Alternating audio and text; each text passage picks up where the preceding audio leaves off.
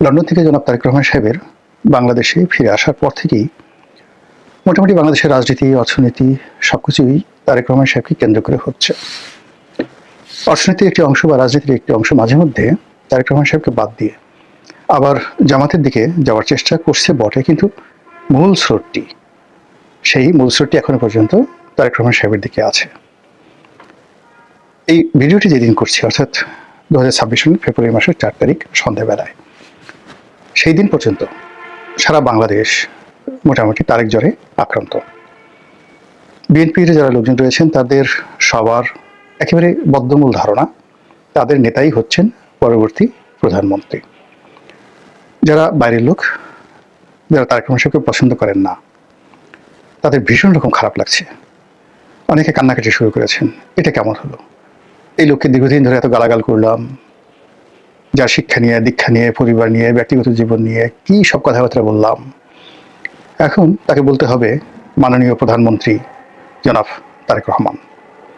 বা টেলিভিশনের খবরগুলোতে প্রচারিত হবে আজকের এই দিনটিতে প্রধানমন্ত্রী তারেক রহমান সাহেবের সম্ভাব্য সফরসূচি।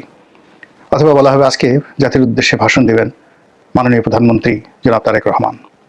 তিনি যখন সংসদে থাকবেন, সংসদ সদস্যরা বলবেন মাননীয় প্রধানমন্ত্রী জনাব তারেক রহমান বা মাননীয় সংসদ নেতা জনাব তারেক রহমান সাহেব আপনি কিছু বলুন, স্পিকার বলবেন। তো এই জিনিসগুলো যারা তারেক রহমান সাহেবকে পছন্দ করেন না, ইতিপূর্বে বিশেষ করে আওয়ামী লীগের যারা লোকজন, কট্টরপন্থী লোকজন, যারা তারেক রহমান সাহেবকে তুই তুকারি বলে কথাবার্তা বলতেন, এটি তাদের জন্য বিশ্বাস করেন। মানে যে কোনো মানুষকে পৃথিবীর সবচেয়ে নিকৃষ্ট একটি খাবার, পচা খাবার তার সামনে দিয়ে যদি বলা হয় না খাবার না, যে কোনো একটি পচা দুর্গন্ধযুক্ত পদার্থ আপনারা অনুমান করে নেন, সেগুলো যদি বলা হয় যে তুমি এটা চামিচ দিয়ে, কাঁঠা চামিচ দিয়ে ধীরে ধীরে ধীরে ধীরে খাবে, এবং প্রথমে কয়েক চামচ খাবে, তারপরে সেটা নাকে মুখে চোখে মাখবে, তারপরে সেটার সঙ্গে প্রয়োজন মনে করলে কিছুটা লবণ, কিছুটা লেবু, কিছুটা পেঁয়াজ মরিচ মাখিয়ে তুমি পেস্ট করে নিতে পারো, এটা তোমার ইচ্ছা। তখন ওই মানুষটার জন্য যে একটা অবস্থা তৈরি হবে, আওয়ামী লীগের লোকজন যারা তারেক রহমান সাহেবকে অপছন্দ করেন, তাদের জন্য এই প্রধানমন্ত্রী তারেক রহমান এই কথাটা শোনার সঙ্গে সঙ্গে ওইরকম একটা অবস্থা তৈরি হয়ে গেছে। এই গেল এটা। 2 নম্বর হলো যে বর্তমান আওয়ামী লীগের অবর্তমানে রাজনীতিতে যারা বিএনপির প্রতিপক্ষ, তাদের মধ্যে এখন তারেক বিদ্বেষ মারাত্মক আকার ধারণ করেছে। আওয়ামী লীগের চাইতে তারা এখন তারেক রহমান সাহেবকে বেশি অপছন্দ করেন। প্রধানমন্ত্রী তারেক রহমান এই কথাটা স্মরণ করতেই তাদের মাথায় একটা চক্কর দেয়, চোখ দুটো ঘুরতে থাকে, পেটের মধ্যে গুড়গুড়ানি শুরু হয়ে যায়, বিশ্রী এরকম আওয়াজ শুরু হয়ে যায়, পেটের মধ্যে থেকে ফুট ফুট ফুট ফুট ভুট ভুট শুরু হয়ে যায়। এবং সেটা যে কি পরিমাণ নিকৃষ্ট সেটি তাদের সাম্প্রতিক সময়ের কথাবার্তায় আপনারা সেটা বুঝতে পেরেছেন। এই গেল অবস্থা। দেশে যারা রাজনীতিবিদদের বাইরে রাজনৈতিক বিশ্লেষক রয়েছেন, জ্ঞানীগুণী পণ্ডিত, মানে এরা সবসময় করে কি স্রোতের অনুকূলে বা হাওয়ার অনুকূলে ওরা পাল তুলে দেয়, নৌকা ছেড়ে দেয়। এখন সারা দেশ জাতি তারেক বন্দনায় লিপ্ত। জ্ঞানীরা কবিতা লিখছেন, গুণীরা সেই বিভিন্ন কর্মকাণ্ড করছেন তারেক ভজনে, কবিরা কবিতা রচনার পাশাপাশি দার্শনিকরা বিভিন্ন দার্শনিক সূত্র তৈরি করে ফেলছেন, কি করিলে কি হয়। সবাই অবাক বিষয়ে তারেক রহমান সাহেবের দিকে তাকিয়ে আছেন, মানুষের চেহারা তো সুন্দর হয় কি করে। আল্লাহ এই সাক্ষাৎ ফেরেশতা আমাদের মধ্যে পাঠিয়েছেন, আমরা যে কত জন্মের সৌভাগ্যবান। এরকম কবিতা রচনা করে বহু মানুষ তাবিজ বানিয়ে গলায়, মাজায়, কোমরে তারা ওই তাবিজ পরিধান করে ঘুরে বেড়াচ্ছে, যেন বিএনপির যারা লোকজন রয়েছে তারা তাদেরকে সম্মান করে, সমীহ করে। তারেক রহমান সাহেবকে নিয়ে সুন্দর সুন্দর কবিতা রচনা করা হচ্ছে। তার চেহারা মোবারক, তার পোশাক, তার জুতা মোবারকের তলা। একজন তো বলেই ফেললো যে তারেক রহমান সাহেবের একটা বিড়াল আছে নাম জেবু, এক নেতা, বেশ বড় নেতা। তো তিনি বললেন যে যারা তারেক রহমান সাহেব তো দূরের কথা, জেবুর একটা পায়ের যোগ্যতা যাদের নেই, বিড়ালের একটা পায়ের যোগ্যতা যাদের নেই, কত বড় দুঃসাহস তারা তারেক রহমান সাহেবকে সমালোচনা করে। এত বড় সাহস! লোকজন বলতেছে হ্যাঁ হ্যাঁ হ্যাঁ, ঠিক ঠিক ঠিক, এর চেয়ে তার উত্তম প্রশংসা হতে পারে না। তো এই যে তারেক বন্দনা, সেই তারেক বন্দনার যে জোয়ার চলছে, সেখানে শিল্পী, সাহিত্যিক, গায়ক, গায়িকা, নায়িকা কেউ বাদ নেই। কোমর দুলিয়ে দুলিয়ে নাচছে, গলা ঝুলিয়ে ঝুলিয়ে গাইছে, বাবরি চুল দুলিয়ে দুলিয়ে তারা সেই মঞ্চ কাঁপাচ্ছে। এরকম একটা তারেক জোয়ার শুরু হয়েছে। তো আমরা যারা সাধারণ মানুষ, কখনোই ক্ষমতার সঙ্গে আসলে আমাদের সুসম্পর্ক হয়নি, আমার অন্তত কোনোদিন হয়নি। আমার সেই শৈশব থেকে বহু মানুষের সঙ্গে সখ্যতা ছিল, কিন্তু যখনই দেখা গেল যে মানুষটি বড় কোনো সরকারি পদ পদবি পেয়েছে, তার পরের দিন থেকে আমি তার থেকে দূরে চলে এসেছি।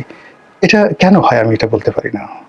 সব ক্ষেত্রে মানে এখন ধরুন রাজনীতি করি, রাজনীতির আগে তো বহু বছর ভালো ভালো জায়গাতে ছিলাম, গ্রামে ছিলাম, শহরে ছিলাম, দেশে ছিলাম, বিদেশে ছিলাম, কিন্তু এই ক্ষমতার কাছাকাছি মানুষগুলোর সঙ্গে সম্পর্ক রাখা, সেই সম্পর্ককে ব্যবহার করা, ক্ষমতার পিছনে ছোটার যে লিপ্সা, এটা কেন জানি আমার হয়নি।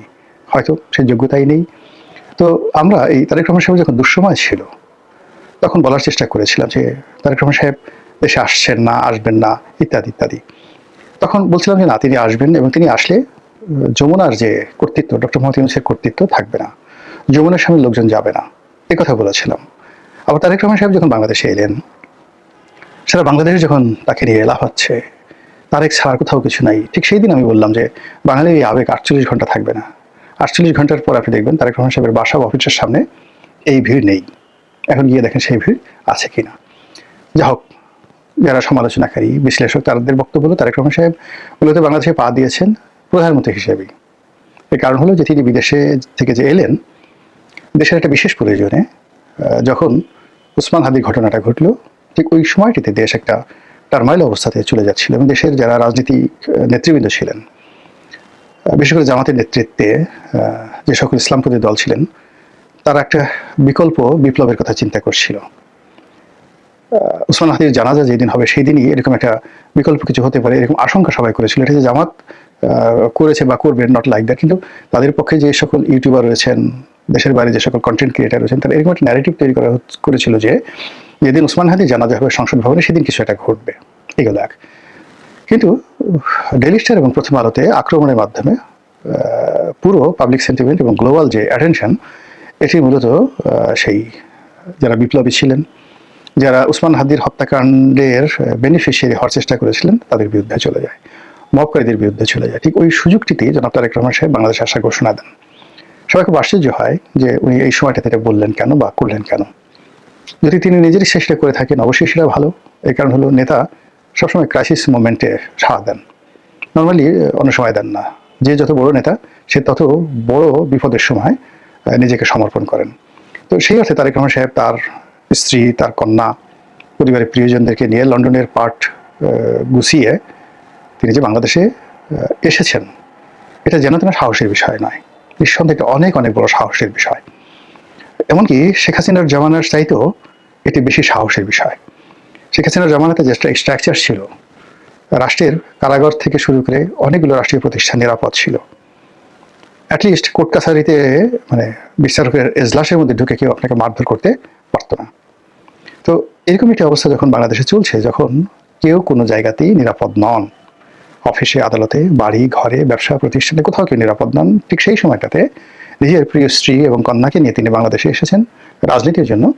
আমি প্রথমত এটাকে খুব সাধারণ বিষয় মনে করি না, ভীষণ রকম ঝুঁকি।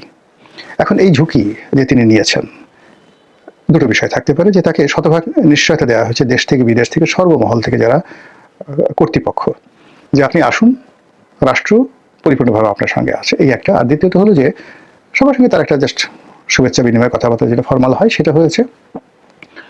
আর ঝুঁকিটা মূলত তিনি নিয়েছেন। হোয়াট এভার মেবি, আমি দুটোই বললাম, আপনারা বুঝে নেবেন, আর যারা বিএনপি যারা লোকজন আছেন তারা সিদ্ধান্ত নেবেন।